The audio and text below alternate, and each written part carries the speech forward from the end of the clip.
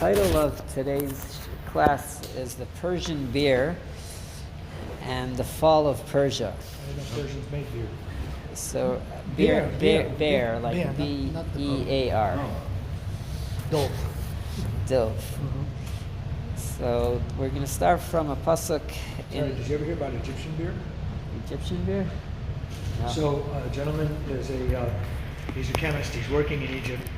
He goes to a bar, he orders a beer, it gets violently low. He decides to find out what's going on. This is ridiculous. He's been eating the food. This is from a pasuk in Daniel.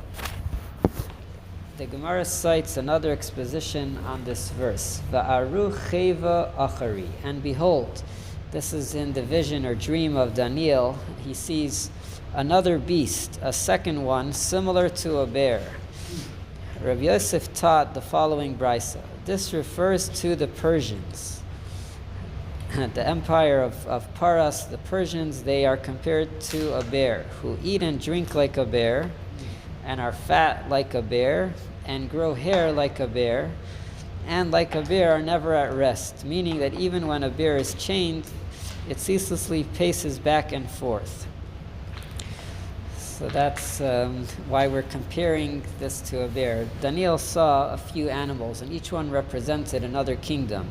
He saw a lion and he saw a bear.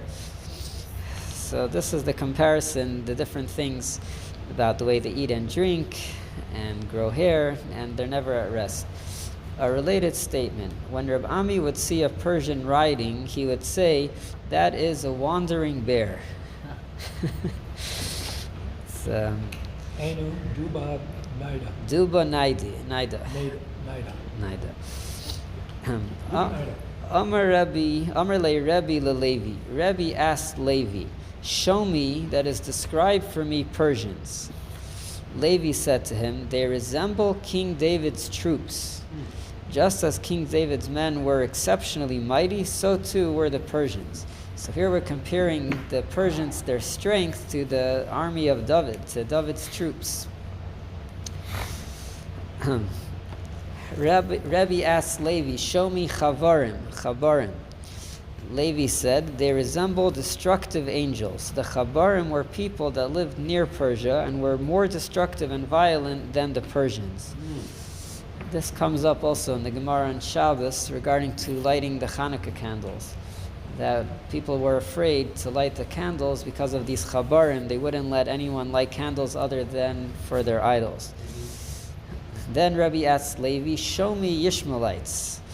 Levi said, "They resemble demons of the privy, because they dress in black and thus appear like demons." Shalbeis Akise. Then Rebbe asked Levi, "Show me the Torah scholars in Babylonia." Levi said, "They resemble ministering angels. The scholars cloaked themselves in white garments and thus gave the appearance of angels." So now we know that in Bavel the rabbis were dressed in white. So they appeared like Malachi Hasharis, like the ministering angels.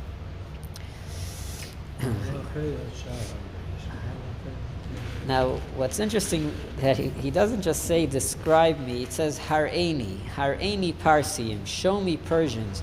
Show me Chabarim. What does this mean with show me? So let's look at footnote 11. The second paragraph. Levi would sometime entertain Rebbe in order to lift his spirits.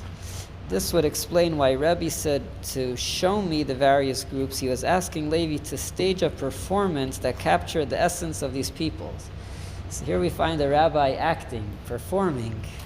That's very interesting. You don't usually find this, that sometimes the Rebbe would need to lift his spirits, and he would ask Levi not only to tell him something interesting, but actually to act out the Persians, act out the Ishmaelites. Levi first stated the comparison verbally, as recorded in our Gemara, and then acted it out. So this is a fascinating Gemara speaking about the description of Persians. So here we have the first connection between the Persians and the bears. It starts from Daniel. Daniel saw the Persians, and it looked like a bear in his dream, in his vision. So we'll go more in depth on this. There's so many questions that we could have on this Gemara. What is the comparison to the army of David? Why are we comparing the Persians, their strength, to the army of David? The army of David is something very holy, and the Persian strength is something that we would think is not of the highest spiritual level. So one is Hebrew, one is English, so you could follow. You got two Hebrew? One in English. I'll take a Hebrew. You need a Hebrew?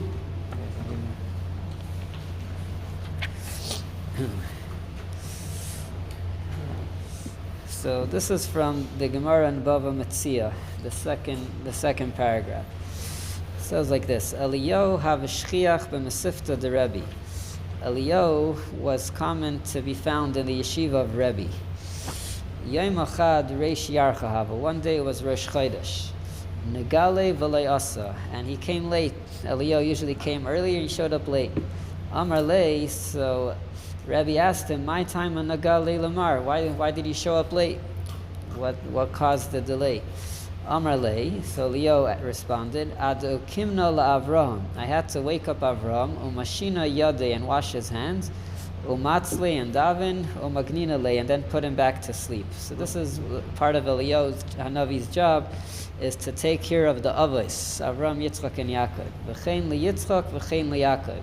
So he had to do this, each one separately, to wake them up, to wash their hands, to get them to daven, and then put them back to rest.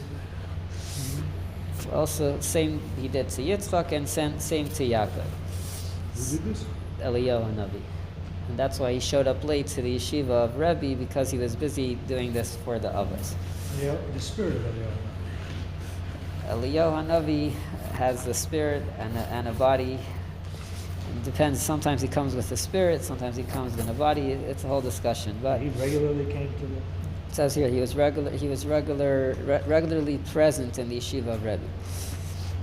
So then the Gemara asks, "V'lokminu bahadi adodi." So why is there this separate where Eliyahu takes care of Avram separately, of Yitzchak separately, and then Yaakov? Why doesn't he just get them all to wake up together to daven?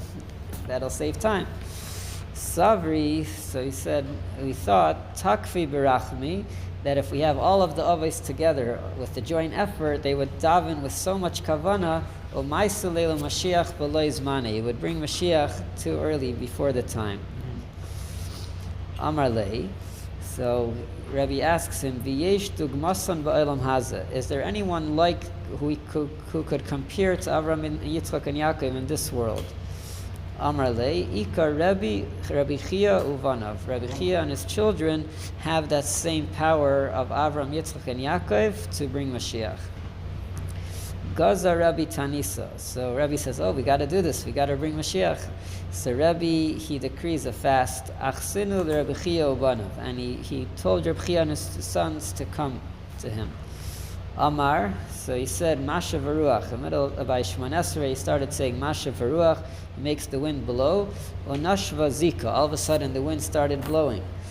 So we daven. We don't usually see what happens when we daven. Here, everything was happening. He says Masha v'ruach. The wind starts blowing. Amar Mayred Hageshem. He says, "Let the rain fall." V'asa mitra. The rain starts raining. When he was about to come to Mechaya HaMesim, the blessing that Hashem resurrects the dead, Rogash Alma, the whole world was shaking. It's about to happen. Amri Barakia, so it was said in heaven, Man Gali Razia Ba'alma, who is revealing the secret in the world? Who is causing Mashiach to come about? Amri, they say Eliyahu. Eliyahu is to blame. He revealed the secret that Rebbe Chia and his children could do it. So Eliyahu got punished for this. Asyul Eliyahu, they brought Eliyahu, Machyua, and they whipped him, Shitin Pulsa Denura, 60 lashes of fire. Whoa. Because he revealed the secret. Asa Eliyahu came, Idmulahu Keduba Denura, he appeared to Reb Chia and his children like a fiery bear. All Beinayu, he went between them, the Tardinu, and he got them mixed up. So imagine you're davening in shul, all of a sudden a fiery bear is walking around. And he got them all mixed up, and that was it. They couldn't bring Mashiach with that davening. So why did Eliyahu appear to them like a fiery bear? What's connected? Why specifically in that image? And also another detail, it says that it was Reish Yarcha, it was Rosh Chodesh when this happened. So let's see the Marsha. Amazing explanation. Yom Achad Reish Yarcha Hava. What's the significance that it was on Rosh Chodesh? Ki zeh hayom asher b'chidush halavana. The day that there's a renewal of the moon, hu ramuz al hischadshus malchus Yisrael la'aseh. This is a hint to the renewal of the rule and kingship of the Jewish people when Moshiach comes. V'yom muchan lihispalel al derech zeh. Rosh Chodesh is a day which is very much connected to Mashiach and renewal. The Jewish people are compared to the moon. When we're renewed, it's a time that we could bring about amazing things and even Mashiach. What are those words? Aderes what? Which words? Ayin Dalet Zayin. Al derech zeh. It's a day that's prepared and special to daven for similar things, for Mashiach and the like. Kemaimer nuschai, like we say in the Kiddush Levana, V'la Levana Amar, and we say to the moon, Shetes Chadesh, it should be renewed. Ateres, it's a crown. Teferes, a beauty. Lamusei Vatan, Shehem Asidim L'Schadesh K'maisav. For the people, the humans, that they will be renewed like the moon. V'husha Amar, and that's why they said, Ditakvi Hayoim B'Rosh Chodesh B'Rachmi, that if we use out the opportunity of Rosh Chodesh to daven, have a Maisalei Mashiach, then they would be able to bring Mashiach. So he explained why Rosh Chodesh. Asa chulu kiduba denura. Why did Eliyahu appear like this fiery bear? V'tardinu, says the Marsha, and here we'll connect to our previous Gemara. Yirah shehusar melech paras. It was the ministering angel of Persia that Eliyahu appeared to be like. Shalamayla shehu nikra Dubiel. The ministering angel of Persia is called Dubiel. Dubiel has in it the word dove, bear, and Kel, Hashem's name. De'ukmuhu b'makom Gavriel. This ministering angel of Persia was appointed in the place of Gavriel, the angel Gavriel. V'kas v'leili Yisrael v'larabanan b'acharga. We'll see that story next. V'hu asa letardinu, and that's what came to disturb them in their prayer. Loymar deloi asi adayin zman Mashiach. That means that Mashiach, the time has not yet come. V'adayin nitnu Yisrael lius mishubadim tachas yad melech paras. The hint in this idea that Eliyahu appeared to be this bear was trying to show that the king of Persia is still in charge. That's what he's trying to show. And we see over here that there's a direct opposition between Paras, between Persia and Mashiach. And that's why when Eliyahu was coming in this image and trying to prevent them from bringing Mashiach, he came specifically appearing as a bear. And now we could already see the connection between the army of David and the connection to the Persians, because they're exactly opposites. The army of David is what brings Mashiach. We know Mashiach is a descendant of David, and Persia, Paras, is trying to prevent that and to bring the opposite. Now, what's the story of this ministering angel of Persia taking over Gavriel? This is an amazing story. This is from another Gemara in Yuma. So the context of this story is there's a prophecy in Yechezkel where the Jewish people are sinning. They're serving Avodah Zarah, they're not respecting Hashem, and Hashem wants to punish them. And this is what it says. Vayishlach hakruv es yadoi mi beinois lakruvim. There's a certain kruv. Kruv is like the kruvim, but it would be like an angel. And it stretched its hand from between the kruvim, el ha'esh asher beinois lakruvim, to the fire that was between the kruvim. Vayisa vayiten al chafnei levush habadim vayikach vayetze. So Hashem commanded Gavriel. Gavriel is also known as the person wearing the badim, wearing the linen, wearing the white. And Gavriel, he was supposed to take the fire and pour it down on the Jewish people. It's like a punishment. But instead of taking it directly, he took it from the kruv. And in the meantime, the coals cooled off. Amar Rav Chana bar Bizna, Amar Rabbi Shimon Chasida. So Reb Chana Bar Bizna said in the name of Rabbi Shimon Chasida, in ilmale loinit stananu gecholim miyadei shel kruv liyadei shel Gavriel, if the coals were not cooled off from the hands of the kruv to the hands of Gavriel, loinish dairu misenein shel Yisrael saridu palit, there would not be anything left from the Jewish people.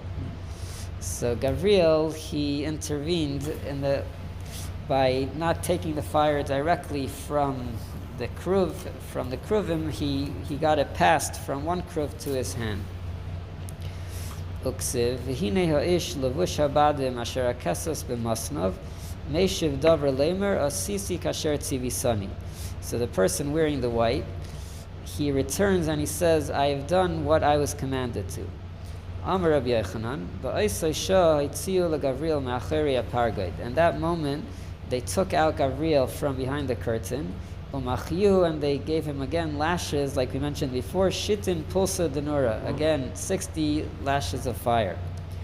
Amrule, they said to Gavriel, lo avdus, lo avdus. If you didn't do anything, if you wouldn't listen, that's one thing. But avdus, but if you did something, amayle avdus kedefakducha. Why did you not follow orders? Why didn't you follow instructions?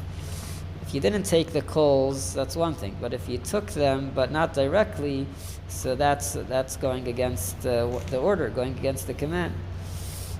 Leis lach ein meshivin ala kalkala. Do you not hold or agree of that once there is a punishment decree that you can't take it back? So Hashem, or the Beis Din above, was not happy with Gavriel's actions. Aisua l'Dubiel, so they brought Dubiel. Dubiel is again this angel, ministering angel of Persia, Sara de Parsai, v'ukmua b'charike, and they placed him in the place of Gavriel. So now we have the angel of Persia taking over Gavriel's place in heaven. V'shimesh esrim ve'echad yoim, and he served for 21 days. That's the amount of time he took over Gavriel. Hainu d'chsiv v'sari malchus paras oimid denegdi. It says that the ministering angel of Persia is standing across me. Esrim ve'echad yoim, for 21 days. V'hini Michal achad hasarim harishonim bol azreini. Michal, one of the first ministers, came to help me. Vanine sarti sham eitzel malchi paras, and I was left by the king of Paras. Who's speaking? Daniel. Yehovulei, it was given to this angel of Persia, Esrin v'chad malchi, 21 kings. Uparvasa de Mashig. Parvasa is a port. Mashig is, Rashi says, of royalty, or the royal port. So Persia got... It's a lot like Damascus. We'll see soon what this port is referring to. Mashig sounds like Damascus. Rashi says Damashik. But the Rashi says Damashik means royalty, like Dvar Malchus. I guess that's what it means in Persian. So this ministering angel was gifted 21 kings and the royal port. Omar, so now he's in charge. The Persian minister is in charge. He said, Ksivu li Yisrael b'charga. I want to take tax from all the Jewish people. And this is what the angel is saying. Kasvule. So they said, okay, you're in charge. They wrote him, all the Jewish people have to pay tax to the Persian minister. Ksivu li Rabbanan b'charga. He says, I don't just want all the Jews to pay tax, I also want the rabbis to pay tax. Kasvule. They wrote, Bidana de Bo Lemechtam, but they wanted to sign and seal on this decree. Avad Amad Gavriel Me'acheri Apargod. Gavriel stands from behind the curtain. Va'amar, and he says, Shav lachem mashkimei kum. Ma'achri sheves oichle lechem ha'atzovim. There's people that work very hard. Their bread, they work hard to get their bread. But kein yitein liyedida ishena. But Hashem's beloved, Shena, they don't even get to sleep. What does this mean? My kein yitin lididai Shena, Amr Rabbi Yitzchak, Elu neshaisein shel Talmidei Chachamim. It's referring to the wives of the Talmidei Chachamim. Shemenadadai Shena ba'elam hazeh. that they are deprived of sleep in this world, and they merit the world to come. I guess because their husbands are learning Torah all night and they have to take care of things at home, so they stay up all night. So Gavriel is trying to defend their Rabbanim. He says, why do they have to pay taxes? They're studying Torah all day and all night, and even their wives are up all night. So v'lo yishgichu alav, and they did not. Oh, hi Felix. Oh, Felix. And they did not. Oh, hello. Hello. Take a seat. And they did not pay attention to him. What's happening here? We study.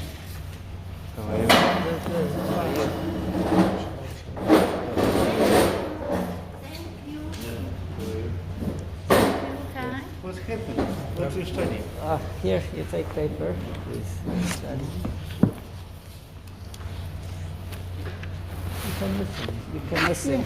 Okay, I listen.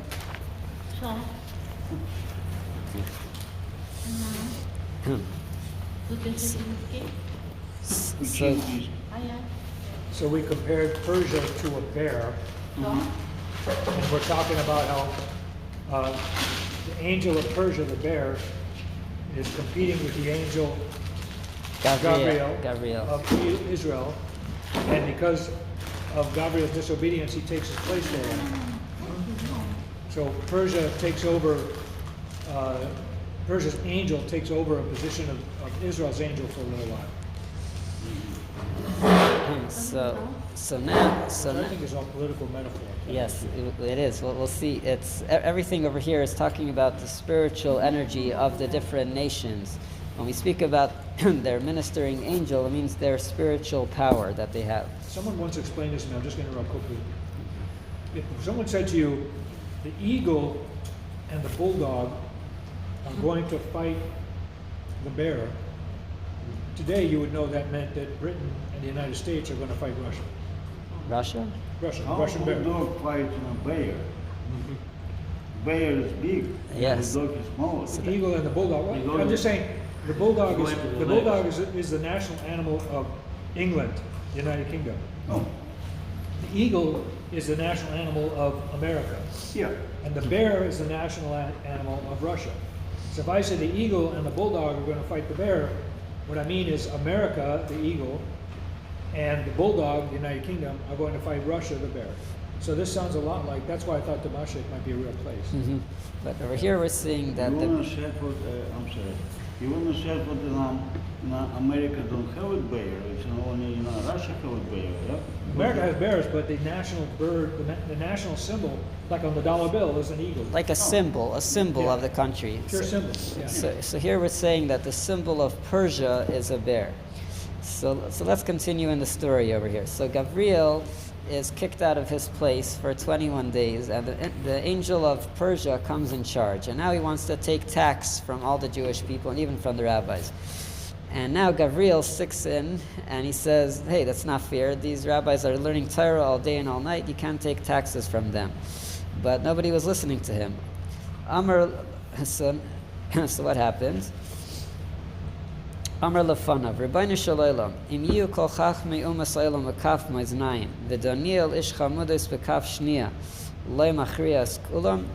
If you take all the wise of the nations and put Daniel on the other side of the scale, would he not outweigh them? Amar HaKadosh Baruch Hu, so he's again trying to find merit for the Jewish people. Amar HaKadosh Baruch Hu, mihu zeh shemalamid zechus al banai. So Hashem says, who's the defender of the Jewish people? Who's trying to find merit for them? Amr lefanav, Rebbeinu Shalom, Gabriel. This is the angel Gabriel. Amr lahem yavai. So Hashem says, come back, because he was kicked out. Shenamar vani basi v'dvarecha. He says, now I've come with your word. Amr lahu leil. He says, come in, ayilua. So now Gabriel is back on the scene. Asa ashkechei ledubiel. Now he sees Dubiel, he sees this angel of Persia.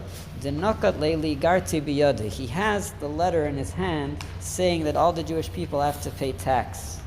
Baal amir mamine. Gabriel wants to grab it and snatch it away from the angel. Bala. So what does the bear do? It swallows it up. The angel swallows it up, so Gabriel can't take it. Ika de Amri, some people say, Michtav hava ksiva, that it was only written, but Michtav lo hava ksima, but it wasn't sealed yet. Ika de Amri, some people say, Af Michtav nami hava ksima, that it was also sealed, but Kidabala, but once it was swallowed, Machak lemine, then it was already erased.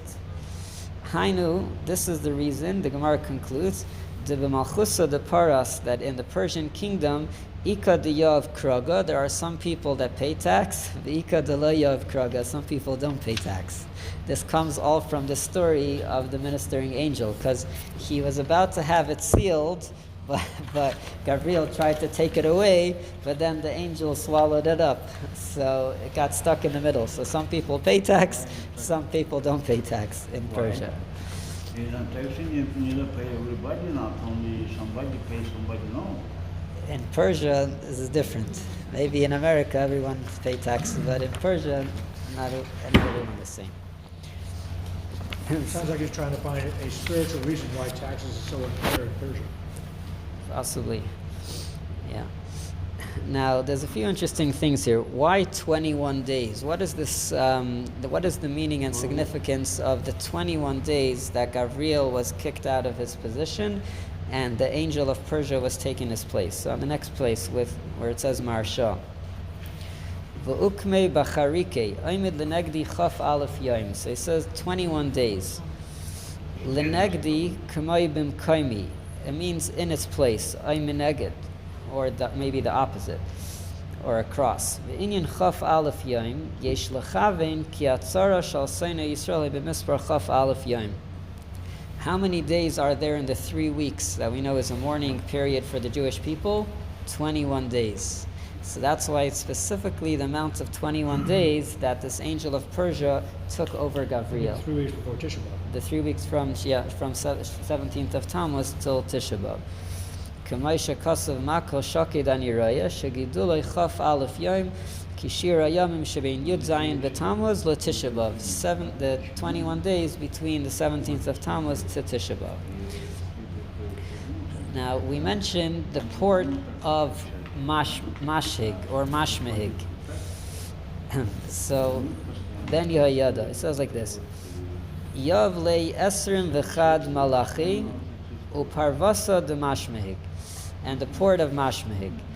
What is this port that Persia has? Nira, this is one of the commentaries. He's saying Parvasa de Mashmehig. He's going to identify a certain place. Hu amakim shakair noisei ata b'shem Bahrain.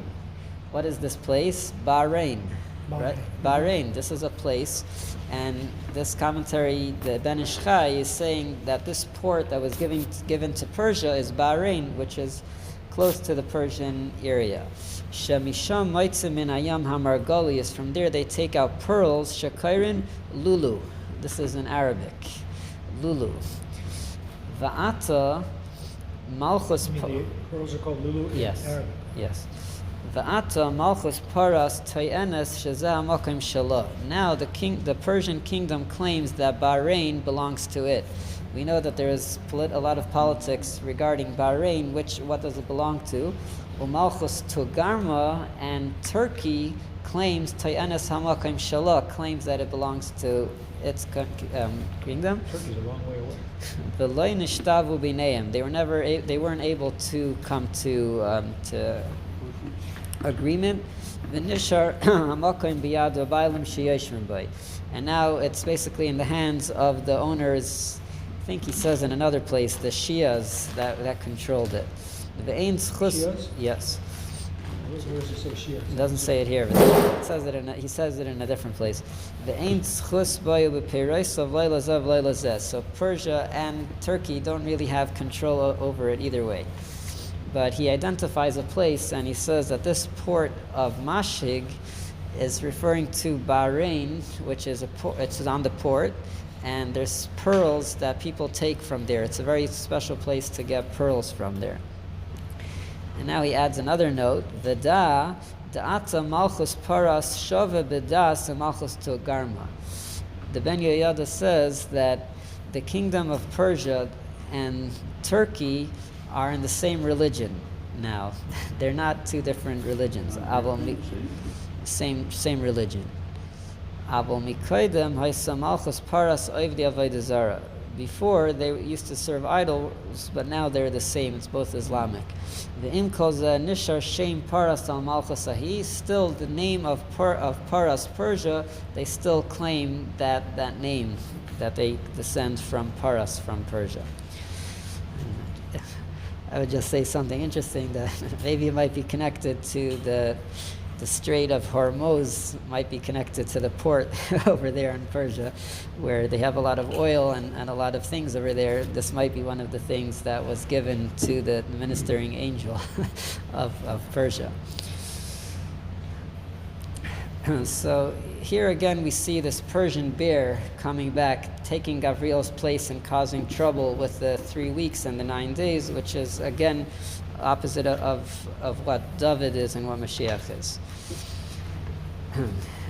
Now the next piece is from a Gemara Avodah Zarah, where it speaks about when Moshiach comes, the different nations are going to come and they're going to claim reward. They're going to want to say, Hashem, give us reward for all the good things that we did.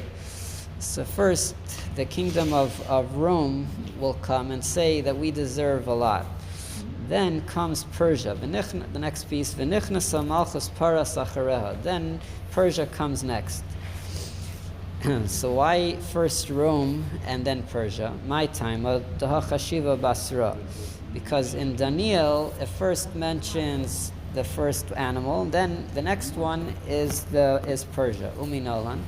D'chsiv va'aru cheva achri. Now I saw a second animal. Tinyana damya ledov. It looks like a bear. So we see here that the second one is the bear. So that's why they come in this order. The symbol of Rome is the pig. In Daniel's vision, I think it was maybe a lion or something else. Okay. The Tanu Rabbi. The fable of Romulus and Remus. They were. I think it was a pig that they were nursed on. Yeah. Maybe it was a wolf. Maybe a Sorry, wolf. It was a wolf. Okay, thank you. So again, we see here that the Persians are compared to a bear.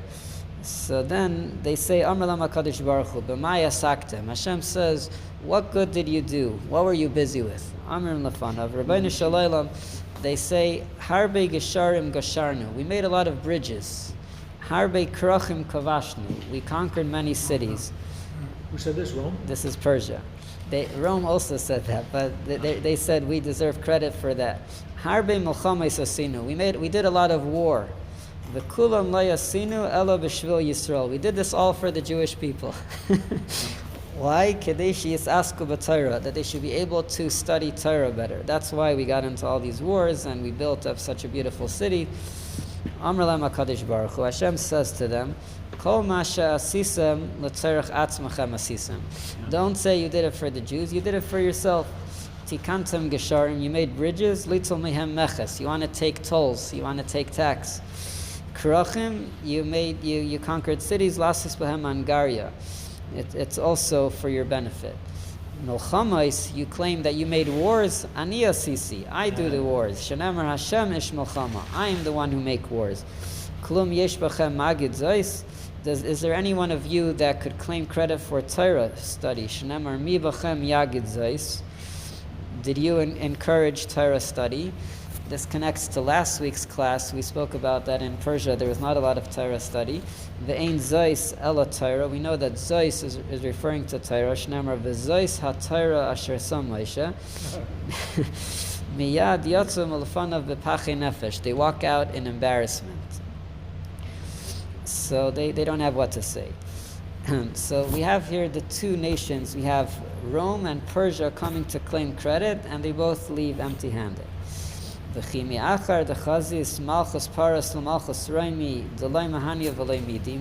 Ayla. After Persia saw that Rome came first and they left in embarrassment, why did they think that they could get anything? Amri, they said, Inu Sasri Beis HaMikdash, the Romans destroyed the Beis HaMikdash, V'anan Baninan, we helped with the rebuilding of the Beis HaMikdash. So that's why they thought they could get some claim, they could get some reward. Strong claim. That's a strong claim, yeah. V'chein l'kol umma v'umma.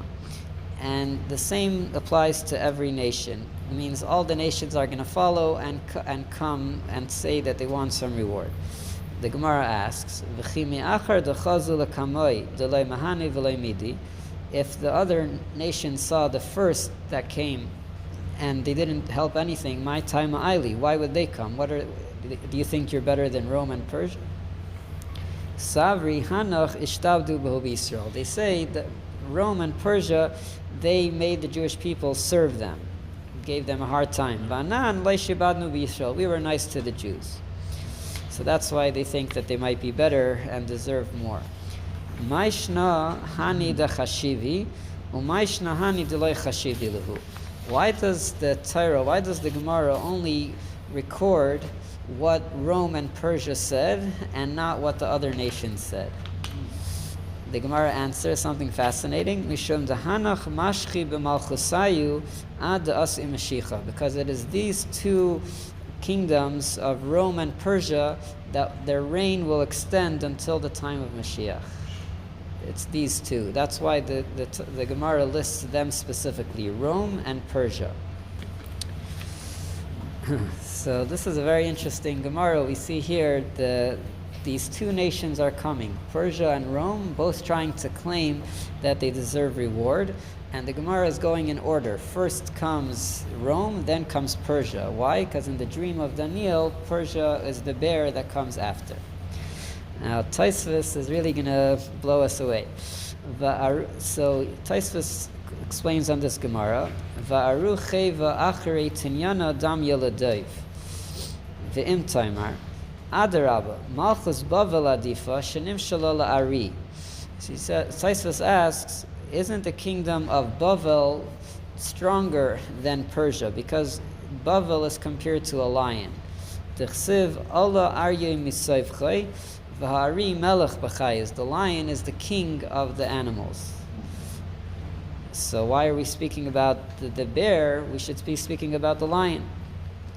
V'yesh laimar, Tosfos answers, the afal gav da'ari melech, even though the lion is a king, mikol makom doiv hu az yoser. The bear is bolder, ubal tachbulos. It's more cunning. It has different plans and schemes that it does. So we see over here that a bear, you don't want to start up with a bear, right? It could be even worse than a lion sometimes. So we're seeing here that the Persian kingdom is even worse than a bear, even worse than Bavel. Kida amar beperak hama de brachos.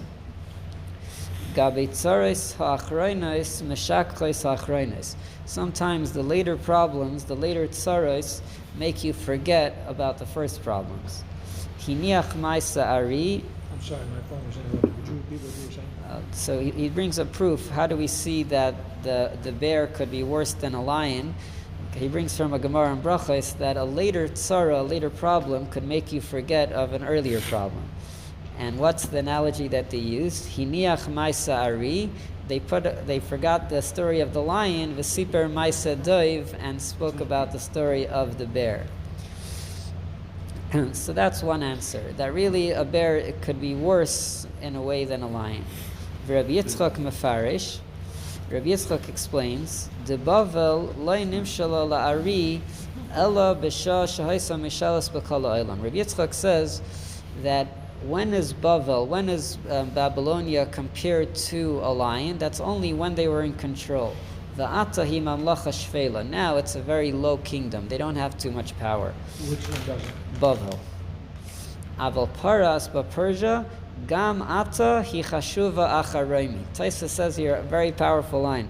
Persia, it's still today strong and second after Rome. V'tamid v'chashivusa, and it will stand in its power and importance ad samach l'bias HaMashiach, until close to the time of Mashiach. Kamaisha mefarish b'samach, like it says closely. So this is another difference between Bavel and Paras. One difference is there's a lion and a bear. A bear could be worse than a lion, but also it's saying that Bavel, the kingdom of Bavel, was powerful at a time. But Persia is going to be long-lasting all the way until close to the time of Mashiach. Events happening, that's kind of an interesting... Yes.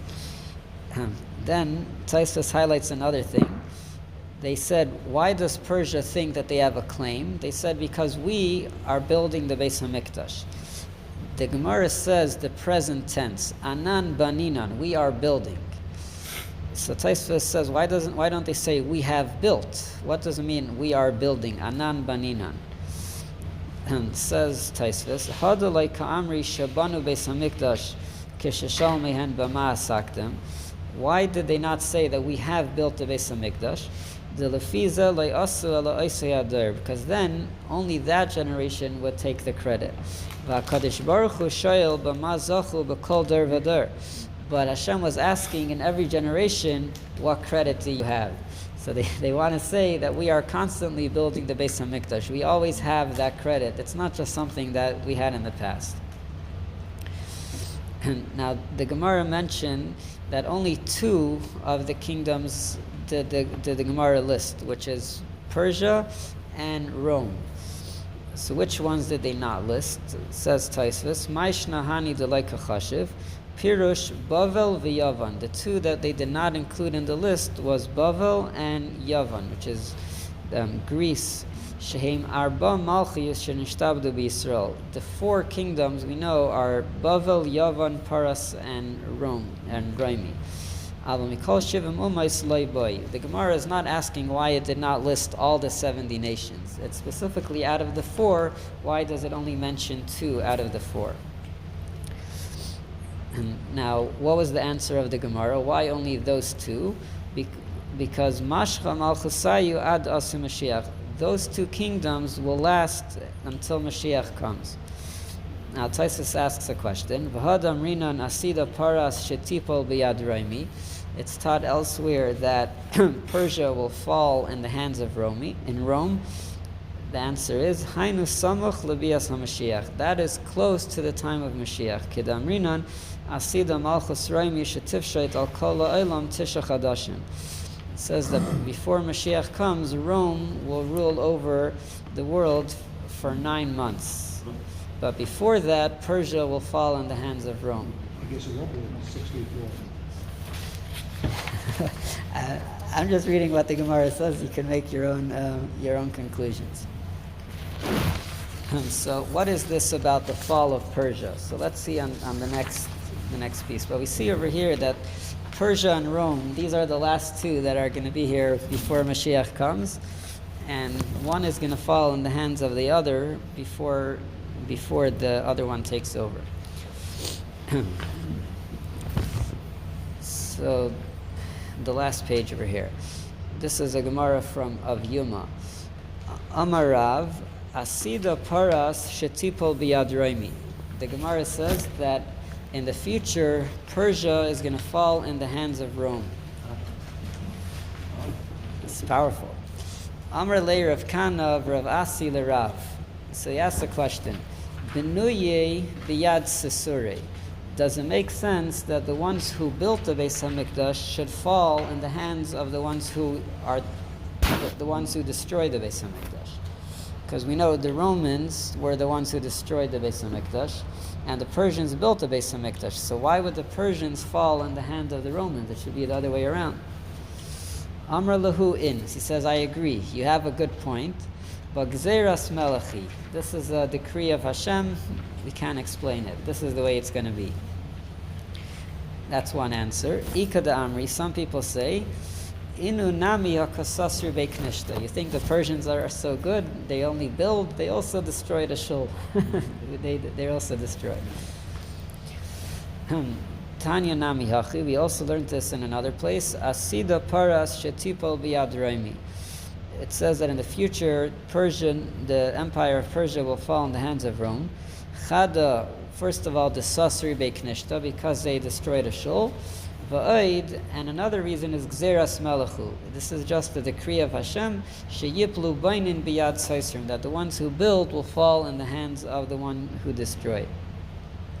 The Amar of Yehuda Amar Rav, Rabbi Yehuda said in the name of Rav, Ein ben David ba at shetivshet malchus reimi harisha b'chol ha'olam kulei tisha chadashim. It says before Mashiach comes, the kingdom of Rome will spread across the whole world for 9 months. Why 9 months? Shenemar lachein yitneim ad eis yoyleda. It compares it to a birth, where it takes 9 months. The yeser achiv So where does it say that? this pasuk of lachein yitneim. Yeah. About birth. It's a good question. It's an analogy. Yeah. But where, it's a quote. Quote from where? I'm not sure. We don't have the full thing over here. I have to check. It says I need 6. That's right. I think it's from Yeshaya. Yeah. It's one of the prophecies of Yeshaya. So we see over here that even after Persia falls in the hands of Rome, there's still a 9-month process until Moshiach comes. So we have 2 answers. Why is Persia going to fall in the hands of Rome? One is just a decree, Gzeras Melech, and the other one is because they also destroyed something. They also destroyed a shul. So now we have the Ben Yehoyada. Amar lahu in Gzeras Melechi. What type of answer is this, that it's a decree? Pirush, Gzeras Melech shetespashet malchus roimi tisha chadasha mechala elam kulei. There's a decree, a heavenly decree, that Rome will have to control for 9 months before Mashiach comes. Kida Amar Rav Achreizev, Emkein Muchrach shegam paras yiplu b'yadon l'kaim gzerazei. So the only way for Rome to control everything is if Persia falls into its hands. V'hashta ein lahakshois banoi b'yad sturi. And now you cannot ask the question of why are the builders falling in the hands of the ones who are destroying. D'zadoima l'nishba shalo yochel matzah b'stam. So he brings here an interesting comparison. If someone says, I'm not going to eat matzah, no matzah, is that a valid promise? Are you allowed to make such a promise that you're not going to eat matzah? No, because you commanded me. You're commanded to eat matzah. But you did not say, I'm not going to eat matzah on Pesach. You just said, I'm not going to eat matzah altogether, which also includes Pesach. So the halacha is that he would have to keep his promise, because since he did not specify that it's only Pesach, he said, I'm not going to eat matzah the whole year, so Pesach happens to be one of the days of the year. So it's like a gzera, it's like a decree. So also over here, there's a decree that Rome has to be in charge at the end, even though there was something that Rome did bad, that they destroyed the Beis HaMikdash, but because there is this decree, because there is this gzera, so they'll have to be the ones ruling at the end. Interesting stuff going on over here. Not today. Now I just mentioned that there's actually in Gemara there's always 2 opinions. One says that Persia will fall in the hands of Rome. The other one says Rome will fall in the hands of Persia. So we can all see how things tip out. But this is, the Gemara is discussing, this is what's happening before Mashiach comes. These 2 kingdoms, who's going to topple the other one? Maybe that means they'll both fall. Maybe, yeah, but that's going to be at the end. We'll see soon. Now, we mentioned before that the bear is very cunning. It's very, it has these schemes. And if we think about it, the Persians acted nice to us in a way because they built the Beis HaMikdash. So let's see the next piece.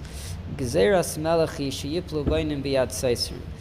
Nearly v'siyata d'shmaya talmud gzerazei. So how does this make sense? Why does it make sense that the Persians who helped build the Beis HaMikdash, why would they fall in the hands of the Romans, that the ones there to destroy the Beis HaMikdash? L'ha'idiyah. This is coming to teach us something. Ki abaynim afal pi shebegoloi timtza pulasam ritzuya v'teiva. And if you look outwardly, it looks like they have a good intent and they're being nice to us. Shobanu Beis HaMikdash sheroi shetalmid lahem mitzvah zeh l'deris olam. They think we should get credit forever for helping build the Beis HaMikdash. Sheyatzlichu b'chol molcham misein, that they should always be successful in their wars. Saying that they have a schus, they have a merit, they helped with the Beis HaMikdash. Hine toichiyes libam, but in their heart, me'es habinyan, from when they started building, avar ba machshava ra, they always had a bad thought. They showed that they're being nice, but like a bear, they have a bad intention. They had in mind that they want to destroy it. The Eitzel Umais Machshava ra mitzarfa lamaisa. By the nations, even a bad thought, Hashem counts it as if they did something wrong. And he brings an example about Koresh. Koresh was the king that allowed them to build the Beis HaMikdash, and it says that there was 3 rows of stone and 1 row of wood. Why? Because he thought that he might be able to burn the Beis HaMikdash if they rebel. So here we learned this in Rabbi Cato's class. Remember we learned this in Rabbi Cato in Shabbos Shus. So here we see, what do we see that even though they did something good, but they had a bad intention. It's like the bear, that it's very tricky, very, very cunning. So that's why Hashem is going to make the Persians fall in the hands of the Romans. The Romans did something outwardly bad, but really the Persians are even worse because they tried to do good, but they had an evil intention. Let's go. Let's go to where it's highlighted. Veda, he says, you should know, Ki ata paras nishtanu bedasam. Now Persia changed their religion. Achar sheyatza das hayishmaelim. After the Islamic religion came out, vehem einam oivdam avodah zara. They are not idol worships. Kasher hayu betchilasam, elanasu beklal das hayishmaelim. Now they are included in the Islamic nations. So this is very interesting that he's highlighting this now. Who's highlighting this? This is the Ben Ish Chai. His name was Rav Yosef Chaim of Baghdad. It's in the Talmud? No, he's a commentary. It's 1835 to 1909. It's more recent. I remember trying to tell people that Islam was considered a B'nai Noach religion, a true B'nai Noach religion, and they're like, I thought it was in the Talmud, but it's not in the Talmud, unless the Talmud extends past 600 CE. It's probably not. It's probably not in the Talmud. It was in a commentary to the Talmud. Yeah. So. Respect to them. You can daven in a mosque. You can't daven in a church. Right, because in a way they're not serving avodah zarah. Yeah, first of all, there's no icons and no statues. Mm-hmm. Second of all, they're monotheistic. They believe in Hashem. Mm-hmm. Okay, we'll just. To the extent that they do. That's true. So we'll just conclude with the Maharal of Prague, and he's commenting on the Gemara we mentioned before about the 9 months before Moshiach comes, where it's highlighted on the bottom. Ube'elu tes chadashim asher yotze lepoel Yisrael. We compared it to birth. It's on the last page where it's highlighted. Yiyah hamalchus haravius maishal ba'elam. For those 9 months, the 4th kingdom will be ruling in the world. Umin malchus zeh yikabel hamelech haMashiach hamalchus. From the last kingdom, Mashiach will accept the full rulership. V'lo yiyeh hamelech haMashiach mekabel hamalchus min shnayim. Mashiach will not accept the kingship from both of them, rak min echad, only from one of them. Ra'oi le'inyan zeh nikra malchus daled. That's why it's called the 4th kingdom. First, the Persian kingdom will fall, Shehu Shlishi, which is the 3rd. Biyad Malchus Revius, in the hand of the 4th kingdom, which we said before is Rome, Edom. Umin Malchus Revius, and from the 4th kingdom, Yikabel Melech HaMashiach HaMalchus. Mashiach will accept it from the 4th. So the Maharal is going very, very straight. This is the process. First Persia falls, then Rome takes over for 9 months, and then Mashiach comes.